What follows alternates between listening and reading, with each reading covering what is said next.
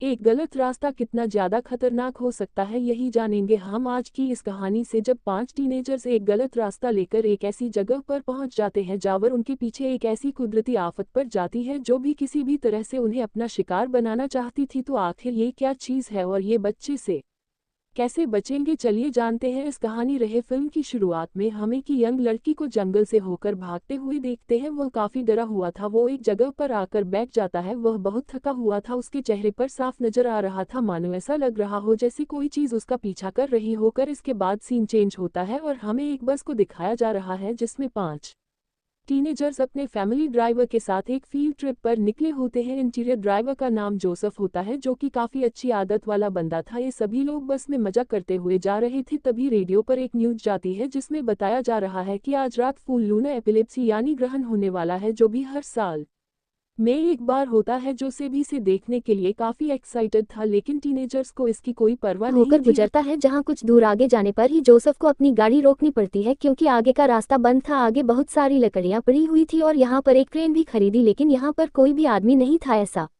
लग रहा था कि यहाँ पर वो लोग आए तो थे, लेकिन वह यहाँ पर है नहीं। अब इतनी दूर आने के बाद जोसेफ वापस नहीं जाना चाहता था, इसलिए हम एक शॉर्टकट लेता है, जो कि एक सही फैसला तो नहीं था, लेकिन इनके पास दूसरा कोई रास्ता भी नहीं था। और यहीं पर हम एक इंसान का हाथ देख पाते हैं जो कि लकड़ियों में दबा हुआ था। खैर, अब आगे बढ़ने पर ये लोग एक ऐसे रास्ते में पहुंच जाते हैं मानव सदा आ गई हूँ। चारों तरफ कोहरा छाया हुआ था, जंगल और भी ज्यादा घना होता चला जाता है और कोहरा भी और बढ़ने लगता है। और साथ ही हमें यहाँ पर कुछ जानवरों की कंकाल भी देखते हैं। ऐसा लग रहा था जैसे किसी और दुनिया में चले गए हो, लेकिन आगे बढ़ने पर इन्हें फिर से रोकना पड़ता है क्योंकि रास्ते के बीच एक मरा हुआ जानवर पड़ा था जो से उसे हटाने के लिए जाता है। लेकिन ऐसा करने के बाद जब वह वापस लौटता है तो वह अकेला वापस नहीं आता, उसके साथ एक और आदमी भी होता है जिसमें उसने गन पॉइंट पर ले रहा था, जिसका नाम है पेट्रोल, जो कि एक ईसाई को सीरियल किलर है जो भी बच्चों को अपना शिकार बनाकर उनकी जेब काट लिया करता था। 2 साल पहले इसे पुलिस ने अरेस्ट कर लिया था, लेकिन कुछ दिन पहले ही वहां से भागकर इन जंगलों में आकर छिप गया। अभिनव वह होस्टेज बनाकर ये शहर जाना जाता था। सभी बच्चे से बहुत डर जाते हैं और जोर से भी उसे शांत रखने के लिए उसके कहने पर ही ड्राइव करने लगता है। खैर, अब ये लोग धीरे धीरे एक टनल में एंटर करते हैं। ये काफी बड़ी थी, ऐसा लग रहा था जैसे इसका कोई अंत ही ना हो। टेंशन में कोई भी नोटिस नहीं करता कि यह बोर्ड पर लिखा था कि यह एक मिलिट्री जोन है,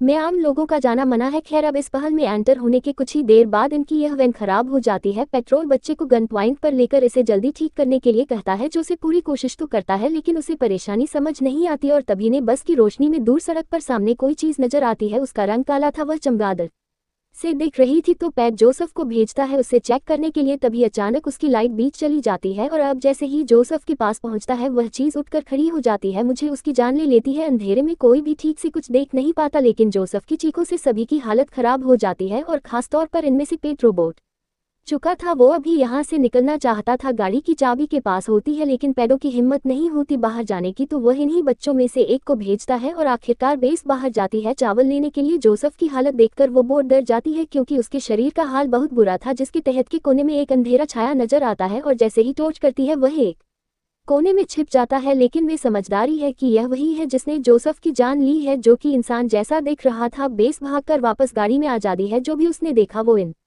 सभी को बता दी है जी। और 24 इंजन स्टार्ट करने की कोशिश करता है, लेकिन बस तो खराब हो चुकी थी और अचानक से उन्हें बस के ऊपर किसी के भारी पैरों की आवाज सुनाई देती है और स्केचन की आवाज भी। अभी लोग बस में भी सेफ नहीं दे पाए, तो ऐसा मरना नहीं चाहता था तो बस से उतर जाता है उस कीचड़ का शिकार करने है, लेकिन उल्टा उसकी ही जान चली जाती है। ये बच्चे बस का दरवाजा बंद करके किसी तरह से अपने आप को बचाने की कोशिश करते हैं, लेकिन वह खतरनाक कीचड़ अपने नोकीले नाखूनों से दरवाजा खोलकर बस के अंदर आ जाता है। दरअसल सभी लोग चिल्लाने लगते हैं, वहीं दूसरी तरफ दूसरा दरवाजा भी मौजूद था।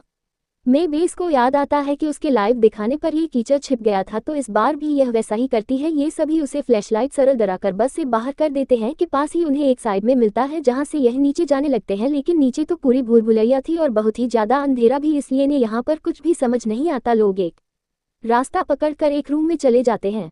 वो सारे कैंडल्स पड़े हुए थे और साथ ही एक फ्लो मैट भी था, जिनसे न पता लग जाता है कि जनरेटर कहाँ पर है। अब बेचो नोलन समझ चुके थे कि इस विषय को सिर्फ रोशनी से ही हराया जा सकता है, तो वो लोग मैप को फॉलो करते हुए जनरेटर को ढूंढने के लिए निकल पड़ते हैं। अब ये लोग वहां तक पहुंचते हैं, लेकिन उससे पहले ही ने रास्ते में एक एस्केलेटर दिखता है और ऐसा लग रहा था जल्द ये इंसान भी इसी कीचड़ का शिकार बना होगा। वहीं दूसरी तरफ कोई नहीं को बाथरूम जाना पड़ता है, तो रेजी उसके साथ जाता है। जगह पर आकर ये खड़े हो जाते हैं और रेजी उसे थोड़ा दूर हो जाता है, लेकिन फिर भी पता नहीं किस तरह से वह की जरूरत है अपने साथ उठाकर ले जाता है। अंग्रेजी काल को भी बुला लेता है और ये दोनों मिलकर रेज जी को ढूंढने लगते हैं। अब अंधेरे रास्तों से गुजरते हुए इन्हें उस कीचड़ की आवाज सुनाई देती है। उसका पीछा करते हुए ये लोग एक कोने में पहुंच जाते हैं, एक अंधेरे कोने में। यहाँ पर इन्हें कोई नहीं तो मिल जाती है, लेकिन उसे देखकर इनकी हालत खराब हो जाती है। कोई नहीं के ऊपर वह कीचड़ लेता था, उसने उसे जकड़ रखा था। अब कोई को बचाने के लिए रेजी पर आग से हमला करता है और इससे कोई नहीं 2 बज रही है, लेकिन वो रेजी को पकड़ लेता है। काल और कोई नहीं बस देखते ही रह जाते हैं। वह समझ नहीं पाते कि उन्हें क्या करना चाहिए। वही उसी वक्त बेस और नोलन जनरेटर ऑन कर देते हैं और इस बुरी जगह में रोशनी हो जाती है और आखिरकार उस फीचर को यहाँ से भागना ही पड़ता है। रेजीजू राजा खुद को संभालता है, लेकिन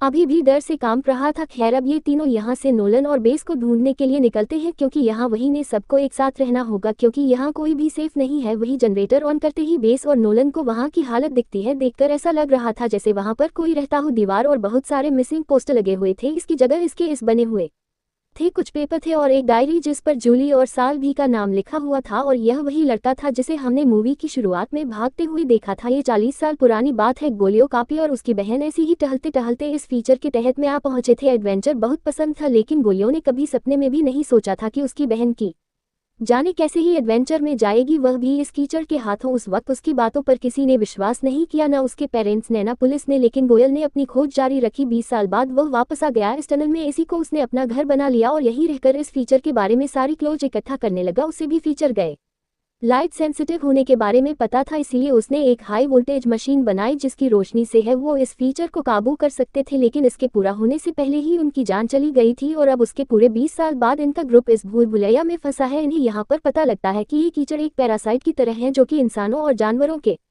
खुद को जिंदा रखता है और पहले से ही इन 2 पर हमला हो चुका था। रेजी तो फिर भी ठीक था, लेकिन कोई नहीं करने पर उसने काट लिया था। पहले तो इन 5 का प्लान इस तनाव से बाहर निकलना था, लेकिन इन्हें अब रियलाइज होता है कि इन्हें गोलियों का अधूरा काम पूरा करना चाहिए, वरना इस तरह से कीचड़ आधे शहर को खा जाएगा। और वैसे भी इस फीचर के जिंदा रहते हुए ये लोग यहाँ से जा भी नहीं सकते थे। कोई बहुत ज्यादा कमजोर हो चुकी थी, वो ज्यादा भाग नहीं पाएगी, इसलिए ये लोग एक प्लेयर बनाते हैं। वह गोलियों की उस मशीन को ढूंढ निकालते हैं और उसके सभी कनेक्शन से आपस में जोड़ देते हैं। अब मशीन काम के लायक बन चुकी थी, तो नोरा ने एक बार फिर से जनरेटर ऑफ कर देता है। रेडियो की आवाज और कोई इन्हीं के खून से उसकी कीचड़ को बाहर निकलने के लिए ललचाता है, लेकिन ये था कि उसकी जगह मशीन के सामने आते ही बेस्ट जनरेटर ऑन कर देगी। रोशनी से एक टीचर अंधा हो जाएगा और तभी ये लोग उसे जलाकर मार देंगे।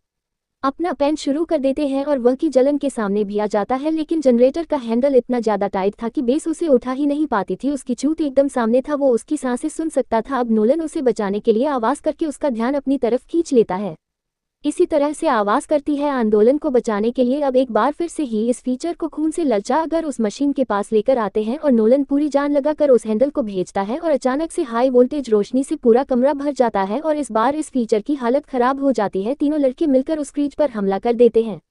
वह 2 लड़कियां में फॉलो करते हुए बाहर की तरफ भागती हैं। बाहर सुबह हो चुकी थी और दिन की रोशनी में वह के जमीन का कुछ नहीं उखाड़ सकता था। इन्हें लगता है कि शायद ये बच गई, लेकिन इन्हें गलत साबित करते हुए पीछे से वो कीचड़ आ जाता है। बेस और कोई डर जाती है, लेकिन असल में यह उनके प्लेन का ही एक हिस्सा था। हम टनल के धीरे से तीनों लड़कों को हाथ में मशाल लेकर इसी तरफ आते हुए देखते हैं। सामने सूरज की रोशनी थी और पीछे आ गए ये गई जो इनके जाल में फंस चुका था, और मौका देखते हुए यूज कीचड़ में आग लगा देते हैं। इनके सामने ही कीचड़ आग में जलकर इनके सामने ही राख बन जाता है और आखिरकार ये 5 सिर्फ ये उस तरह से बाहर निकल पाते हैं। अब कोई नहीं का इलाज किया जाता है और ये लोग पुलिस को भी बता आते हैं, लेकिन इन पर यकीन कोई नहीं करता। अगले दिन एक ऑफिसर आदि है चेक करने के लिए है। उन्होंने यकीन था कि उन्हें यहाँ पर कुछ नहीं मिलेगा, लेकिन इंटरनल में एंटर होते ही किसी जानवर के गुर्राने की आवाज सुनाई देती है और अचानक उनका टॉर्चर खराब हो जाता है और हमें उसके पीछे अंधेरे में वही कीचड़ नजर आता है। इस ऑफिसर के साथ क्या होता है ये तो नहीं ज्यादा, लेकिन अंधेरे में की चीखें सुनाई देती है, यानी कि यह भी इस फीचर का शिकार बन गया। और इसी के साथ यह फिल्म यहाँ खत्म हो जाती है। तो दोस्तों, ऐसा हो सकता